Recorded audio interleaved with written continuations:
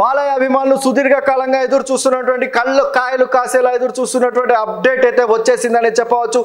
నందమూరి బాలకృష్ణ నటిస్తున్నటువంటి ప్రతిష్టాత్మకమైన 109 సినిమా అయినటువంటి డాకు మహారాజ్ కి నుంచి ఒక తొలి సింగిల్ అయితే బయటికి వచ్చేసిందని చెప్పవచ్చు. ఈ సినిమాకు సంబంధించిన తొలి సింగిల్ డేగా డేగా డేగా అంటూ వచ్చేసాడు బాలయ్య. ఇక ఈ సినిమాకు సంబంధించిన మ్యూజిక్ డైరెక్టర్ విషయానికి వస్తే తమన్ ఈ సినిమాకు దాదాపు ఇరగదీశాడనే చెప్పవచ్చు. ఇది మామూలు ఇరగదీత కాదు, ప్రళయం సృష్టించాడని చెప్పవచ్చు. ఇన్నాళ్ళు సునామీ అనే ఒక మాట చాలా చిన్న మాటగానే చెప్పవచ్చు. సునామీ, భూకంపం ఇలాంటివి చాలా చిన్న చిన్న మాటలు, తుఫాను కూడా చిన్న మాట అని చెప్పవచ్చు.